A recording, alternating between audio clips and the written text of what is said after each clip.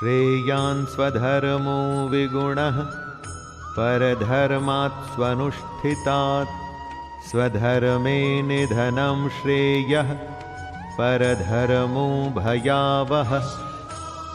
कृष्ण कहते हैं, अच्छी प्रकार आचरण में लाए हुए दूसरों के धर्म से गुण रहित भी अपना धर्म अति उत्तम है।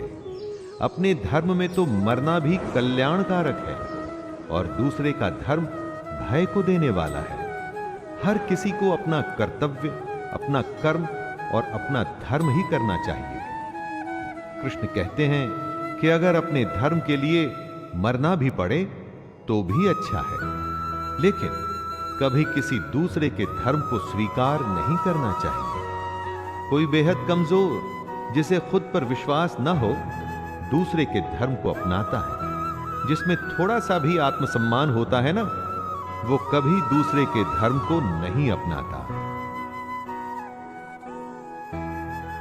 अर्जुन उवाच अथ केन प्रयुक्तोऽयं पापं चरति पुरुषः अनिच्छन्नपि वार्ष्णेय बलादिव नियोजितः।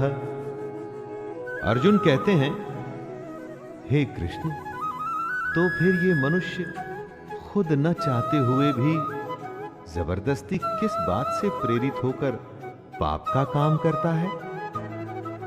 अर्जुन यहां पर बड़ा वैलिड सवाल करते हैं दोस्तों। क्यों मनुष्य कृष्ण के कहे अनुसार नहीं चल पाता? क्यों वो पाप के रास्ते पर चलता है? ऐसा क्या हो जाता है लोगों के साथ कि वो सही रास्ते पे नहीं चल पाते, गलत रास्ते पर क्यों चलने लगते हैं? चाहे वो इस बात को जानते हो या न जानते हो, वो क्या चीज है जो उन्हें विवश करती है? पाप के लिए उनकी बुद्धि, उनके मन, उनके गुण किस बात को दोष दें? श्री भगवानुवाच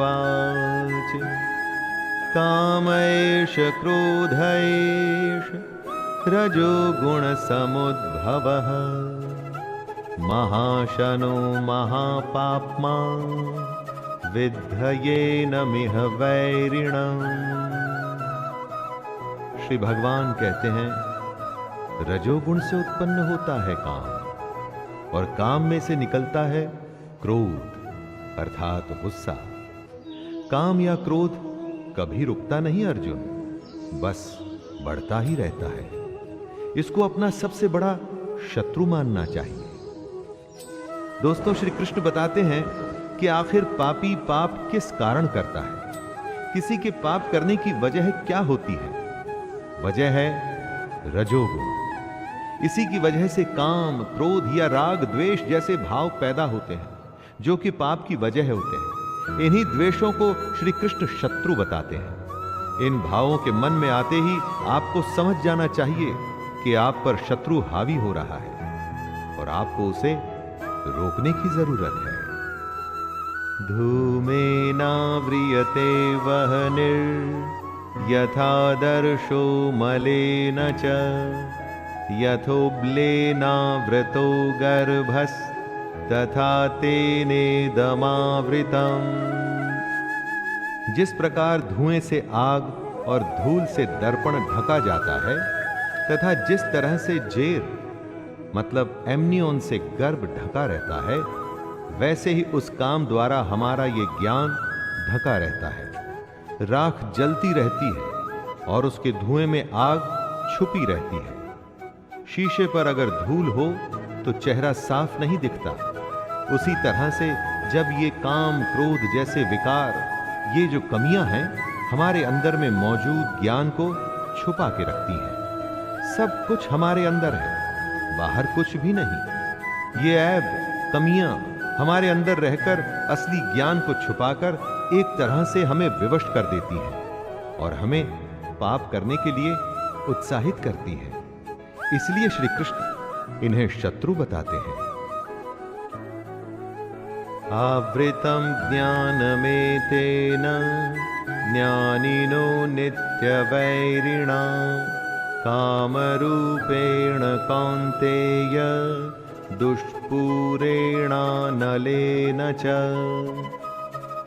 हे अर्जुन, ये ऐसी आग है जो कभी बुझती ही नहीं।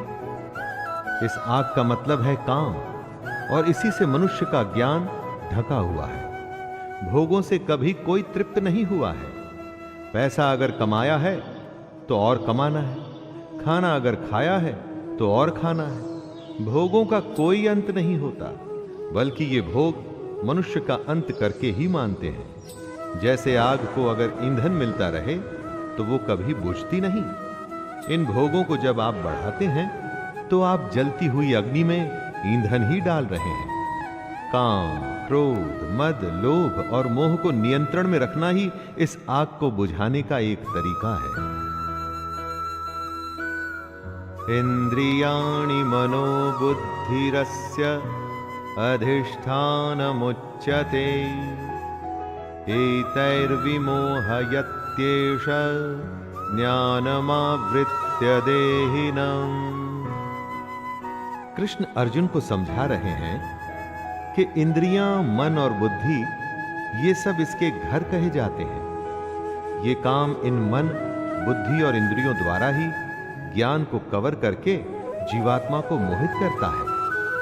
काम, क्रोध जैसे विकार, कमियां इंद्रियों, मन और बुद्धि में रहते हैं। ये इनके घर हैं जहां इनका निवास होता है। घर में रहकर ये कमियां घर के मालिक को मोहित कर उसे ही खत्म करने की कोशिश करती हैं। कुछ अच्छा देख मन में लालच आता है। काम पूरा न होने पर क्रोध आता है। इसी तरह से ये कमियां हमारे दिल, दिमाग पर कब्जा करना शुरू करती हैं और हम हमेशा इनके वश में रहते हैं। तस्मात्त्वमिन्द्रियाण्यादौ नियम्य भरतर्षभ पाप्मानं प्रजह्येनं ज्ञान विज्ञान नाशनम्। हे अर्जुन, तू पहले इंद्रियों को संयमित कर। इस ज्ञान और विज्ञान का नाश करने वाले महान पापी काम को कुछ भी करके बलपूर्वक मार दे। कृष्ण अर्जुन को सलाह देते हैं दोस्तों कि इससे पहले ये काम, क्रोध जैसे शत्रु तुझ पर कब्जा कर लें, तू अपनी इंद्रियों को वश में करके अपने काम, क्रोध को मार दे। ये काम और क्रोध ही हैं जो हमारे अंदर मौजूद ज्ञान को खत्म कर उसमें शंका भरते हैं, हमें हमारे रास्ते से भटकाते हैं। कितनी ही बार आपके साथ भी होता होगा कि कोई जरूरी काम करते हुए आराम करने का मन करता होगा। बस यही वो समय होता है दोस्तों, जब आपको अपनी इंद्रियों को वश में करना होता है। इंद्रियाणि पराण्याहुर् इंद्रियेभ्यः परं मनः मनसस्तु परा बुद्धिर् यो बुद्धिः परतस्तु सः। इंद्रियों को स्थूल शरीर से बेहतर बलवान और सूक्ष्म यानी कि सटल कहते हैं। इन इंद्रियों से बेहतर मन है, मन से भी बेहतर बुद्धि है, और जो बुद्धि से भी बड़ा है वो आत्मा है। कृष्ण कहते हैं कि हमारे शरीर से श्रेष्ठ हमारी इंद्रियां हैं। सही बात है, किसी भी शरीर को उसकी इंद्रियां पल भर में वश कर लेती हैं, लेकिन इंद्रियों से बड़ा मन है। आप अपने मन से इंद्रियों को कंट्रोल कर सकते हैं, और मन से बड़ी बुद्धि है। गहरी बात है दोस्तों, इस बात को ध्यान में रखिएगा।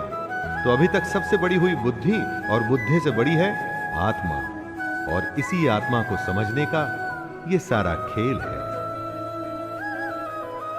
एवं बुद्धिः परं बुद्धवा संस्तभ्यात्मानमात्मना जहि शत्रुं महाबाहो कामरूपं दुरासदम्। कृष्ण अपनी बात को समझाते हुए कह रहे हैं कि हे अर्जुन, इस प्रकार बुद्धि से बेहतर अर्थात सूक्ष्म, बलवान और अत्यंत श्रेष्ठ आत्मा को मान। बुद्धि से अपने मन को वश में कर, और हे महाबाहो, तू इस काम रूप दुर्जय शत्रु यानी कि इनविंसिबल एनिमी को मार डाल। बुद्धि से मन को वश में करना है। अगर मन वश में हो गया तो आप इंद्रियों को भी वश में कर देंगे। जब मन और इंद्रियां आपके वश में हैं तो फिर उसका अगला कदम होगा आत्मा के पास पहुंचना। आत्मा परमात्मा का ही एक रूप है और आपकी बुद्धि आपको आपकी आत्मा के करीब पहुंचा सकती है। तो दोस्तों, ये था भगवत गीता का अध्याय 3।